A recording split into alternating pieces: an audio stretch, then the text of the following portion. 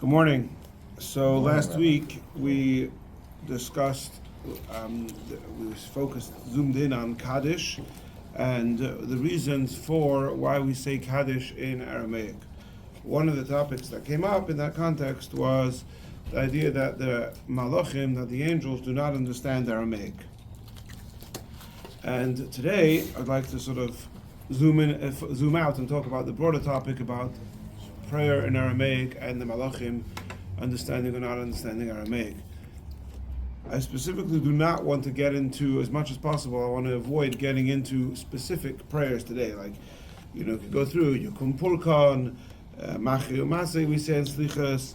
Why do we say Kol Chamira and Kol Dichfin, Harlachma, and the Haggadah in Aramaic, Brich Shmei in Aramaic? In every specific prayer in Aramaic, there's a lot to talk about why it's in Aramaic, why can you say it when you're davening alone, can you not say it when you're davening alone? But as much as possible, I would like to avoid going into specifics and talk about the broader topic in general.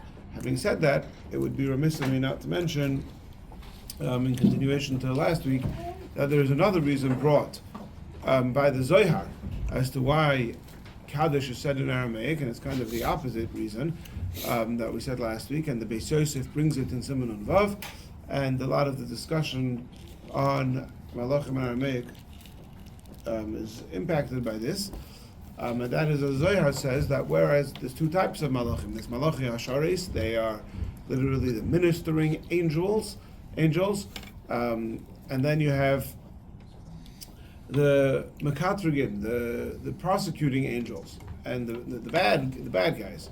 And the bad angels, the Malachi, the Mekatrigim, they, on the contrary, their primary language is Aramaic. So the Zohar explains that that's dafka why we say Kaddish in Aramaic, so that the angels who are prosecuting should sort of be knocked out of shape by hearing this tremendous thing that we're saying, and then you have similar ideas shared about other prayers. Came across a sefer on the hard drive, the hard drive that I use. It's a sefer called Sloisa de Shmuel by an author, Shmuel Cohen.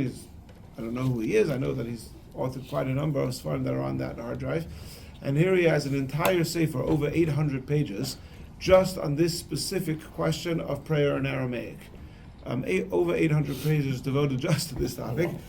And he writes in the introduction that what instigated the whole thing was a shaila by Rabbi Gamliel Rabinovich. Now, for those who know, Rabbi Gamliel Rabinovich, you could Google him, he's an interesting guy.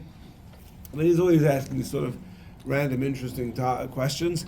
And the author of this Shlosh L'Shmuel says that when he was a Baruch in Yeshiva, he saw a letter from Rabbi Gamliel Rabinovich asking if it is permissible to make a siyum on the Masechta without a minyan, because in the Hadron that it's customary to say after the Masechta, you say Hadron Alach or Hadron Chalon. The first part of the Hadron is a statement in Aramaic or a request, a tefillah in Aramaic.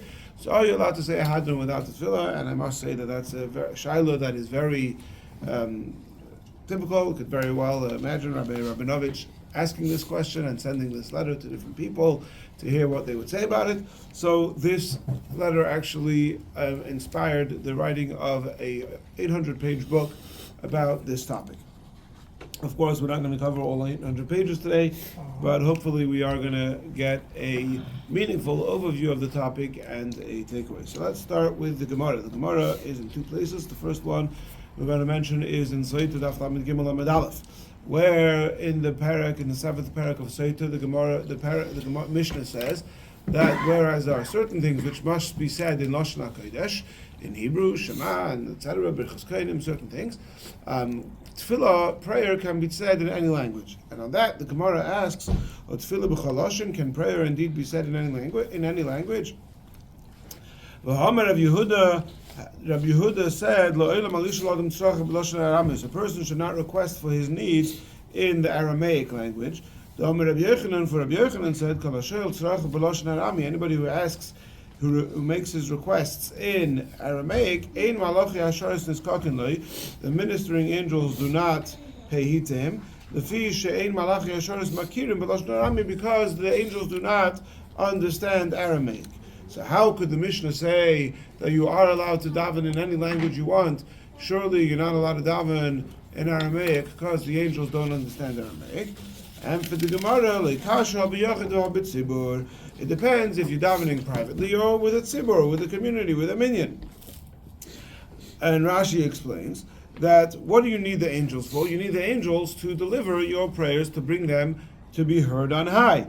Whereas when you're davening with a minyan, the prayers are much more powerful and they go straight to Hashem, and you don't need the help of an angel. So if you want the angel's assistance, then you have to avoid Aramaic, because the angels don't understand Aramaic. But if you're davening with a minyan, and then you don't need the assistance of the angels, then it's okay to daven in Aramaic. For the Gemara, is it true to say that the angels don't understand Aramaic? Malachi Tanya, and the Gemara brings a whole story about Yochanan Kohen Gadol, who heard a baskoil, who heard a voice emanating from the heavens when he was in the Kodesh HaKadoshim, when he was in the Holy of Holies on Yom Kippur, and that announcement came out in Aramaic, and the assumption is that who's making the announcement? The angels, right? And then another story of another baskoil in Aramaic. Anyway, the bottom line is, the Gemara finishes off two possible answers. Number one, baskoil shiny, that the Lishmu Avida. A baskoil has to be said in Aramaic because the purpose is for everybody to hear it, and if the language everybody understands is Aramaic, so then the baskoil is going to have to be in Aramaic. Alternatively, you could say that it was the announcer of this baskoil was Malach Gavriel. Malach Gavriel certainly knows Aramaic. How do you know that Malach Gavriel knows Aramaic? He's the chief of all the angels. Well, he's the chief. Okay, so we may be familiar with the Medrash. Rashi brings it in Parshas, I think it's in the Kate, wherever it is, Rashi brings it. The Gemara says also in Sotah later on, that when Yosef was in the jail in Mitzrayim, he was visited by an angel, Malach Gavriel specifically, who taught him all of the languages, and then when he came to Paroi, he had this competition with Paroi, and he won. He knew every language that Paroi knew, including Hebrew, which Paroi didn't know, and then Paroi had to make, Yosef had to make a promise to Paroi that he would never divulge that there is a language that that Yosef knows that Paroi doesn't know, and that's why later on, when Yaakov dies, Paroi is reluctant to let Yosef leave, but Yosef tells him, my father made me promise that I would take him to Eretz Yisrael, and if you're going to tell me to violate this promise, then I might as well violate the oath of divulging that my superiority to you in the knowledge of languages.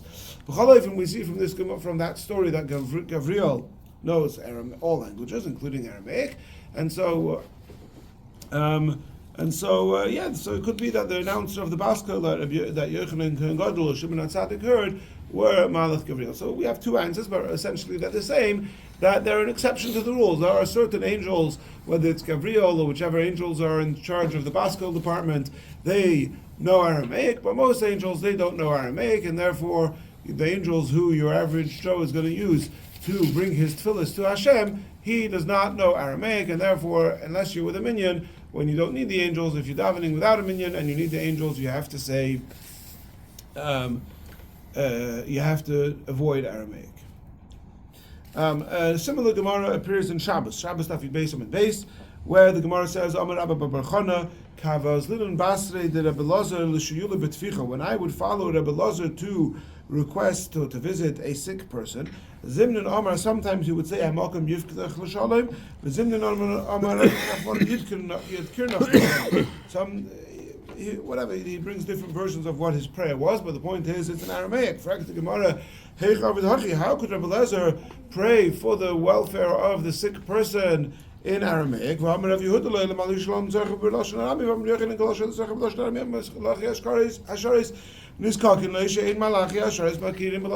the same thing the Gemara said in Sotah, with the same Rav Yehuda in the name of Rabbi, and also Rabbi Yochanan, that the Malachim don't understand Aramaic. So how could Rabbi Lazar be praying for the sick person in Aramaic if the angels don't know Aramaic? And the Gemara answers,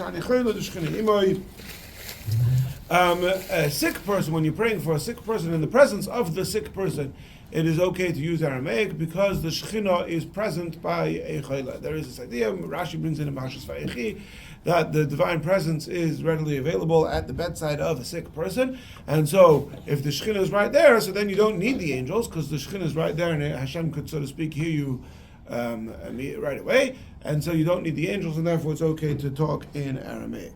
Okay, I'm sorry. By sick, deathbed sick, or I don't know. I did see discussion about that. I believe Taka in the Sefer Tzlos Nishmol. I don't recall specifically. Okay, so those are the Gemaras. Basically, to summarize, we don't speak in Arabic. We don't pray in Aramaic. We don't request our needs in Aramaic because Malachim don't understand Aramaic. The exceptions are if you're davening with a minyan, or if you're davening for the sick person in the presence of that sick person, so then it's okay. Okay, so right away, I think that at least when I see this, and I'm going to project that perhaps some other people in this room might also have a couple of questions. Number one, okay, well, what is it what exactly is an angel? We could talk about that. Maybe we will even talk about that. But I think it's kind of axiomatic to all of us that an angel isn't, some sort of being with wings and a halo around its head, and just didn't do well at language classes, and so they need, angels are spiritual beings, and what does it mean that an angel does or doesn't understand the language? You may recall in Elul we did a class on confusing the Satan. And there also we asked the question, like, well, you're going to do shtick to confuse the Satan that he shouldn't know when Rosh Hashanah is. What does that even mean? We discussed that, we elaborated on that at great length. But again, the underlying assumption was that angels, their issue isn't that they're not good at picking up on information. So what does it mean that the angel doesn't understand the language? A second question, which may come to mind, is, well, do we even need angels? Why can't we just daven directly to Hashem? Why do we need the assistance of angels? Is there also say that we create angels when we do good things and when we do bad things? Okay, I'm not sure if that connects over here, if that's related or unrelated, I don't know. And another question which might come to mind, and here we see already a lot of the Rishonim asking this question, is some people in this room may not be davening, or at least all of the davening, in Hebrew. And you may have once been told by a rabbi who you trust that it's okay for you to daven in English. Well, do the Malachim just not know Aramaic? Is the question here unique to Aramaic? That we're saying the Malachim don't understand Aramaic, or we're just saying they don't understand other languages other than Hebrew? And in which case, are you even allowed to daven in English? And this is a question indeed that is asked by many Rishonim on this sugya, and they say, what's going on with all the women? All the women are davening Belaz, they're davening in French, or whatever other local tongue. It seemed to have been common, much more common for the women to daven in local tongue. Later on it would have been in Yiddish, and I'm sure you had in Ladino, in Sephardi communities, right? So the assumption of the Rishonim who are asking those questions is clearly that the Gemara statement is not unique to Aramaic, but fakert, it means that Malachim only understand Hebrew, they don't understand any other language, and so what's the point? What are all these women accomplishing when they're davening in a language other than Hebrew? The first question that I just posed, that what does it mean that Malachim don't understand Hebrew, is posed by Tosfos. Tosfos in Shabbos Daf Yud says like this: Tema, this is amazing, this is shocking.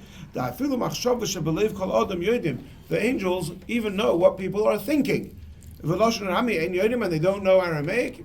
So, what does that mean? I think what that means is, if the Malachim could read a person's thoughts, which are not articulated in any language, so then, if you express yourself in Aramaic, they can't understand you? That doesn't seem to make a lot of sense. Now, it's interesting that Tosfos takes for granted that the Malachim could read our thoughts, and this is something which a lot of Mefarshim talk about. Why is Tosfos taking that for granted? Who says Malachim could read our thoughts? On the contrary, there's numerous psukim throughout Tanakh that seem to suggest that only God could read our thoughts. We're not going to get too deeply into that because it's really a side topic, but I just want to mention that right on the page of the Gemara you have the Gilin Hashas. Gilin Hashas are the notes of Rabbi Akiva Eiger, and Rabbi Akiva Eiger tells you to look in the Maskil David at the beginning of Parashas Vayera, and how he quotes there from Reb Moshe Chagiz in his Sefer Mishnas Chachamim. So Reb Moshe Chagiz is a Pesach and Mekubal in Eretz Yisrael, in Sfas, I believe. Perhaps most famous for being one of the big warriors against the Shabbatian, the Shabsos, the Shabbatian movement. So he says over there in the context of Maskil David is talking about the angels coming to visit Avram, and they couldn't figure out if they should go or they should not go, and does he want us? What do you mean? Taisha says they could read people's thoughts. So the Maskil David quotes the Mishnah Chachamim there, who says that it depends.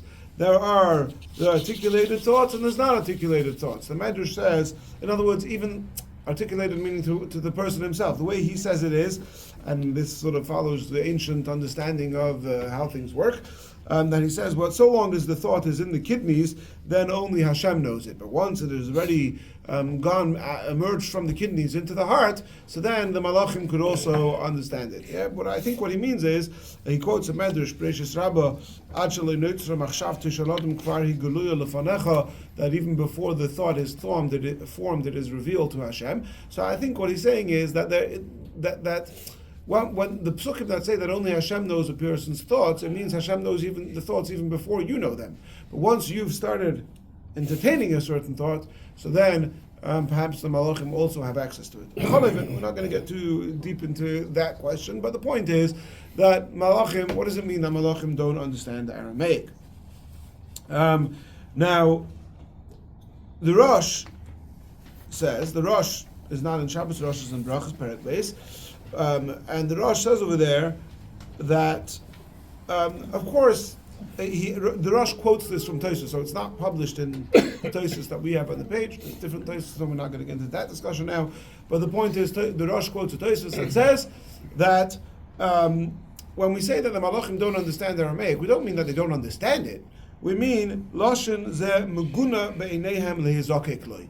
This language is despised by them, so they don't pay attention to it. So it's not that they don't understand Aramaic, but rather when the Gemara says that the Malachim are in Makirin b'Aram, it means they don't recognize Aramaic. If you're going to daven in Aramaic, the Malachim are not going to pay any attention to you because they find it very off-putting that you are choosing to express yourself to God in Aramaic, and they choose to ignore those prayers. Now, why should the Malachim find Aramaic specifically off-putting more than any other language? And again, you could ask the question, maybe not. Maybe what the Rosh means is that any time a person will express himself to Hashem in any language other than the holy tongue of Lashon HaKodesh of Hebrew, the Malachim will find that disturbing. That's one interpretation. But the Rosh clearly, in the Rosh brings both shittas, whether it means specifically Aramaic or it means all other languages.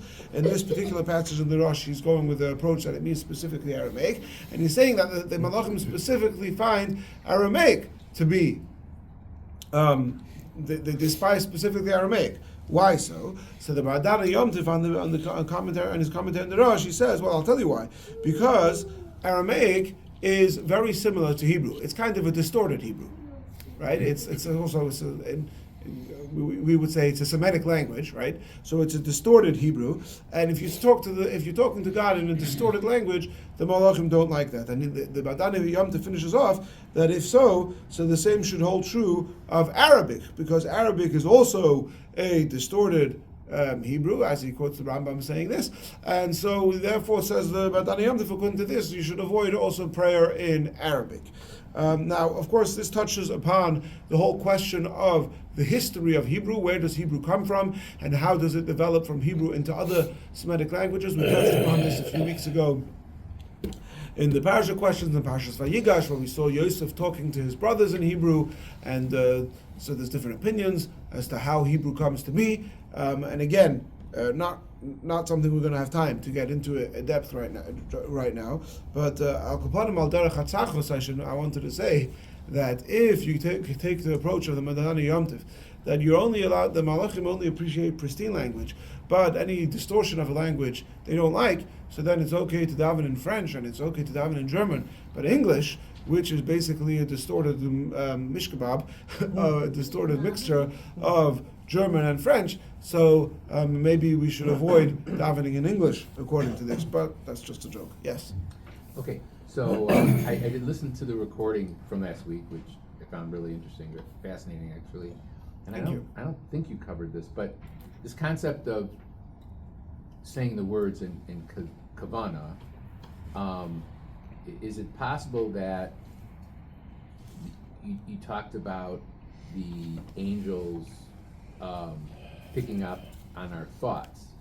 We're only talking about the language and saying the words. How about the kavana aspect? Are the angels sensitive to the kavana aspect, and is that related to maybe whether they understand our actual thoughts or not? All right. So as usual, Steve is onto something. Steve is asking whether this is when we're talking here about the angels. Are we specifically talking about our words, or perhaps our kavanah, our intention in saying those words? But I'm going to ask you to hold that thought, and we'll get back to it shortly. One of the primary topics that, primary sources that discuss this topic is the Tomim Deim. Tomim Deim is a sefer by the Ravid Bal Hasagas. There's three Ravids. The Ravid who is famous, Rabbi Rambam David, for his Hasagas on the Rambam. He also wrote a sefer called Tomim Deim, and in chapter 1, it's a Tshuva sefer, and in chapter 184, he discusses the topic of davening in Aramaic, and he basically brings two opposite approaches over there. One approach is that similar to the Rosh, that it's not about whether the Malachim understand the language or not, but it's about whether or not they're going to bother paying attention to you if you're too lazy to daven in Hebrew. And accordingly, he said, it's nothing to do with Aramaic. The same is true of any language, that the Malachim are not going to pay attention to you if you do it in a language other than Hebrew. And he says, on the contrary, if you're talking about the literacy of the Malachim, by virtue of Aramaic being similar to Hebrew, so they probably understand Aramaic better than they understand French, right? But the bottom line is, he says it's not really about what they understand, it's about whether they're going to pay attention to you. But later on, he says that perhaps indeed the Malachim only understand Lashon HaKodesh and no other language, not Aramaic or any other language, because that's the only language they understand is Lashon HaKodesh. But be that as it may, the reason I wanted to mention the Tomim Deim, the Ravid, is because he's similar to the Rosh in the sense that he entertains the idea that it's not about whether the Malachim understand the language, more to is whether or not they're going to pay attention to you. But whereas the Rosh entertains it specifically with regard to Aramaic, the Ravid expands that same svara to across all languages. Now, we don't have time to go through all of the paskim and all of the different shittas of exactly how this comes to halacha l'maisa, and so what I'm going to do is read to you the way the Alter Rebbe summarizes this topic halacha l'maisa in Shulchan Aruch, which is in Alter Rebbe Shulchan Aruch Siman Kuf Aleph Sif Hey. It says like this: a person could daven in any language that he wishes. When you're davening with a minion, if you're davening alone, you should only daven in Hebrew. Because the angels do not understand other languages. And if you're davening alone without a minion, you need an angel to be melit, to help you out, to that your prayers should be accepted.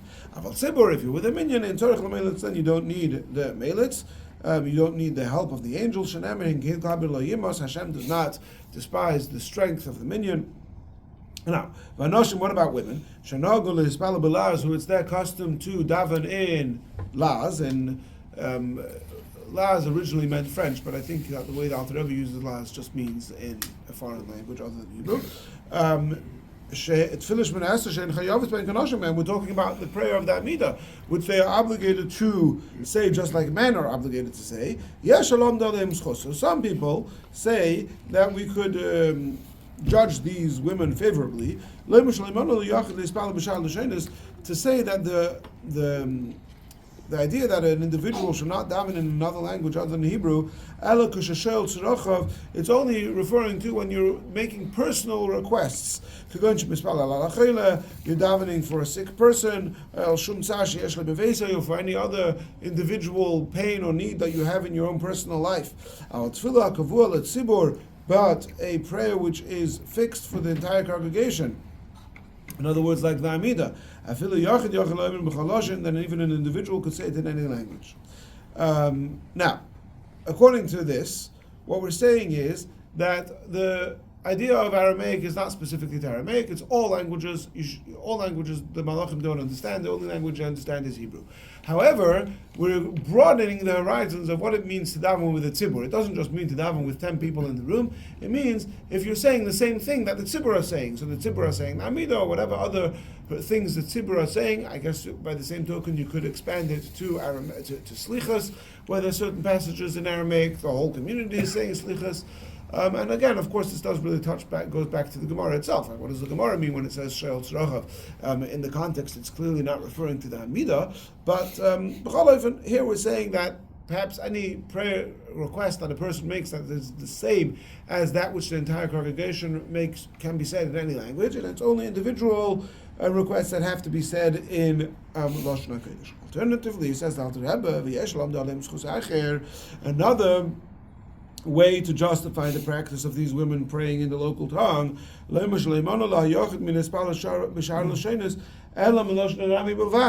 it is only Aramaic that we don't let them daven in. That the Malachi Asharis have a specific vendetta against Aramaic. But the angels do know all the other languages. Even a person's thoughts they understand. And therefore, because the women are davening in Yiddish, let's say, or French, whatever it is, they're davening in a language other than Aramaic, there's no problem whatsoever. And again, accordingly, l'chayra, there would be no problem in English as well. This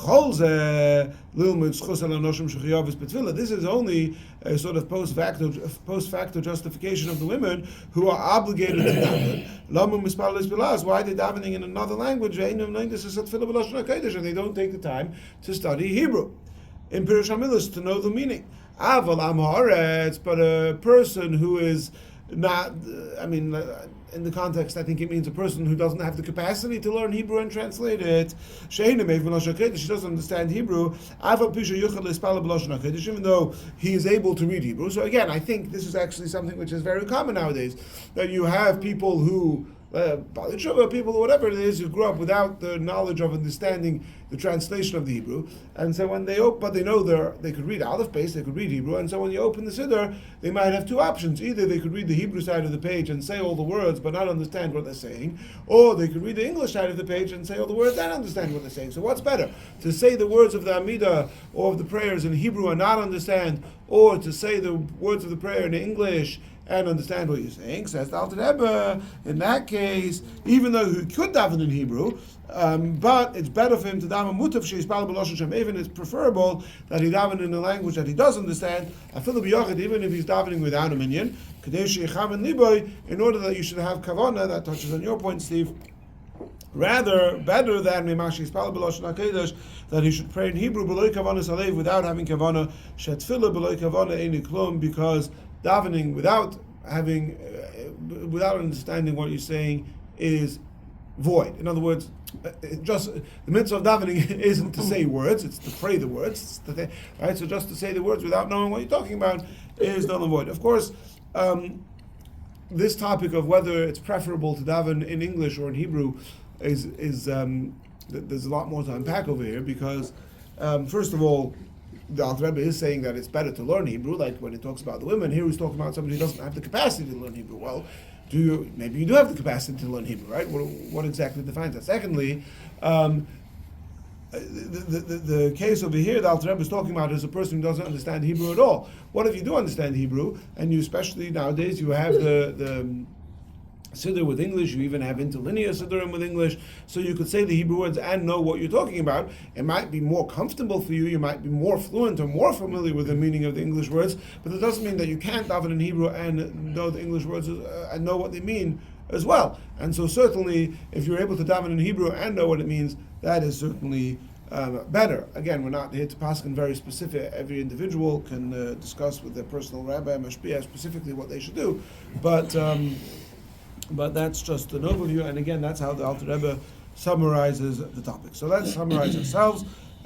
Basically, what we're saying over here is that indeed there is and we do have a need for the Malachim to help us deliver our prayers to Hashem, certainly if you're davening without a minyan, and certainly if it's a personal prayer that is not the same text as everything that the community are saying, like the Amidah. And for whatever reason, the Malachim don't like, either they don't understand or they don't like Aramaic or all languages other than Hebrew, etc.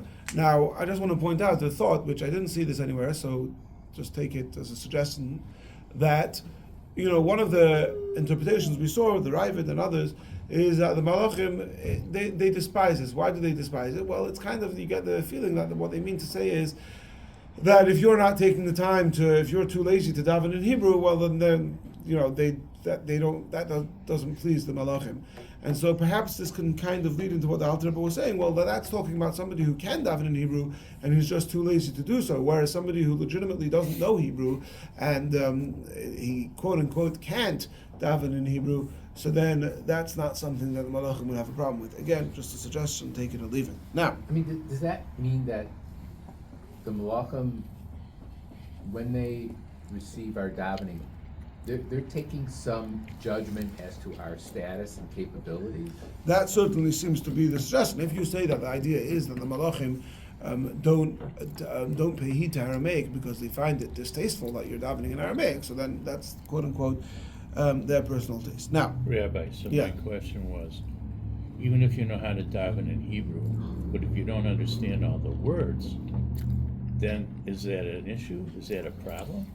I don't think if there's a specific word that you don't understand is a problem. I think if you know the Hebrew and you know what you're saying and there's a word here or there that you don't know, I don't think that in any way some disqualifies people just learn to say the prayers by rote. They don't really know what it means. Yeah, well, that's certainly something which needs to be worked on. I think- Okay, let's summarize. Let's continue let's continue here.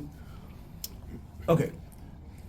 What is our relationship with angels in general? Now, I think it's true to say that once upon a time there were many, many, many prayers and statements that a person made that was communicating with the angels. Some of them were requesting that the angels take our tefillos to Hashem. Perhaps the most famous of these is Machnise Rachamim, which we say during Slichas, Machnise Rachamim, Machnisu Rachamim, Lufnei Bal Rachamim, a very, very famous and controversial prayer.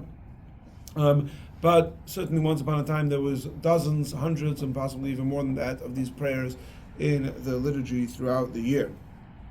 I should mention also, of course, we say on Friday night, we say Shalom Aleichem, Baruch Chuni L'Shalom. We ask the angels to give us a blessing, to bless us. In benching, we say Mimorim Yilamdu Olav Aleinu, and other nuschos say Bamorim Yilamdu Aleim Aleinu Schus Sheteilim B'Shmer Shalom, which seems to be referring to the angels. Not necessarily addressing the angels directly, but referring to the angels interceding on our behalf. I should also mention the piyut that Yud Gimel Midas Harachamim Shloishes Midas Ha'amuris B'Chanina that we say on Slichas for Erev Rosh Hashanah, and in the Chabad Slichas there's notes from the Rebbe. There's notes from the Rebbe in the back of the book, and the Rebbe points out that this piyut was tampered with by people who had an issue with talking to the angels in the context of asking them to help deliver our prayers to Hashem, and those who had issues with this, they tampered with the nusach of this piyut, and certainly in the Chabad Slichas, for the most part, it's been restored to its original text. Even though I am fairly certain that in the Chabad Slichas there's still a few words that the editors at class may have skipped. They didn't realize that those were tampered words with. But the point over here is that you see clearly that the Rebbe is making note of the fact that, this is a machlokas and that this obviously impacts what you do and don't say during slichas. Now, where does this become an issue? This becomes an issue basically after the Rambam's 13 principles start to become famous in the formulation of the Rambam. And in the 5th principle, the Rambam writes about that you're not allowed to have any interceding body between you and God. It all has to go directly to God. So suddenly we see this tremendously vast literature. Well, hold on a second. If we're not allowed to have interceding bodies or persons between us and God, what's with all these prayers of Machnise Rachamim? And so that from then on, it starts to become this major issue whether or not we can say Machnise Rachamim. Of course, the Rambam is pushing back against a very prevalent culture, where, like I said, in Bavel, in the good time to go, and even in Ashkenaz and early Ashkenaz, there are numerous prayers invoking the Malachim. There is, of course, it wasn't just prayers. They would make Shavuos. They would make, they would invoke Malachim to make sure of certain, we're going to be Mashpia, the Malach, such and such should happen. There were Kameas, amulets written with names of Malachim. You may be familiar with the famous Rambam in Hilchos Mezuzah, where he goes very strongly against what was then a prevalent custom for people to have all sorts of codes in their mezuzahs, which were considered to be, which were sort of amulets and things invoking names of malachim to help with the protection that the mezuzah provides. So the Rambam, Is there a presumption that the angels are editing, or that they're just concerned about whether they want to deliver the prayers or not? I'm not sure. Maybe we'll get to that. Hold on. But right, so the malachim. So basically, once upon a time, Klal Yisrael had no problem with having all the malachim involved in the prayers. That does seem to be the assumption of the Gemara and these Gemaras as well, right? After the Rambam, suddenly we have a lot of pushback. And by the way, the pushback varies, because some, for example, the way the Maharal says it, the Maharal, for example, was against the Machnise Rachamim as we have it, but he suggested to say, instead of Machnise Rachamim, Machnise Rachamenu, where you're addressing the angels and asking the angels to intercede on your behalf to Hashem, you're saying Machnise Rachamim Yachnise Rachamenu. So you're asking Hashem that the angels should bring our prayers to Him. So the Maharal is also has no problem and understands it to be the case that the Malachim are the ones who deliver our prayers to Hashem. But we shouldn't be addressing the angels, we should be addressing God. We're not supposed to pay attention to these angels. I should also mention, just for the Chavivusa de Milsa, I'm from London. So in London there are two bodies. There's the United Synagogue and the Federation of Synagogues. So the Federation of Synagogues split off the United Synagogue way back when, I believe in the 1800s. And but a big part of the controversy had to do with piyutim, and there's a tshuva in Zeicha Yehosef Semin Yotes and Semin Chaf, where he gets involved in this whole machlokas. But part of the formulation of the Federation of Synagogues that's still today active in London, they have their own kashrus and their own bezdin, and for many years they had their own shchita, etc., etc. Part of the machlokus was about the inclusion of certain piyutim, including piyutim that invoke malachim, and also there was a question about being able to say piyutim in English, or whether they had to be said in the original language that the piyut was written in. So it's interesting how this machlokus and this controversy actually till today shapes the Jewish community in London. B'chol ofen, the bottom line is that most of Yidden, and including most Ashkenazim and most Chassidim, and certainly Nagel in Nenenu and Chabad, we do say Machnise Rachamim, and we do say many of these piyutim, and we do accept and we do embrace the idea that our tefillos are brought to Hashem with the assistance of Malachei Hasharis, and that's why we have no problem. By the way, I should also mention that the Tzemach Tzedek in Derech Mitzvah is against saying Machnise Rachamim. He says you shouldn't say it, but it seems like Tzemach Tzedek himself changed his mind of sorts, because there's a Haggadah of the Tzemach Tzedek in Torah, where he explains why there's no problem to say Machnise Rachamim. Anyway, the topic of whether or not you can say or not say these prayers is again vast, and we could do another class on that. But the point is that the bottom line is we do embrace this and we do accept this. And that's the bottom line. And so, L'maisa, we paskin that you should not be saying your prayers in Aramaic. That is the general rule. Of course, when there is any specific question about saying a specific prayer without a minyan in Aramaic, or when it comes to prayer in any other language other than Hebrew, so there's a lot of literature on the topic, and with each individual case, you might say, oh, well, there's this heter, there's that heter, and my general impression of the sugya is that as a whole, we're not looking to be machmir, we're not looking to impose too strongly that you must limit your prayers into Hebrew. But at the end of the day, there is this idea mentioned in halacha to avoid Aramaic, and I believe in some of the Chabad slichas in the newer editions, it even says that if you're without a minyan, you should omit the Aramaic passages. Again, that's not necessarily accepted across the board. There are poskim who say it's okay to say the Aramaic sections of Slichas even without a minyan for a host of reasons. But as a general rule, the idea does exist and remain and embraced and paskin lahalacha.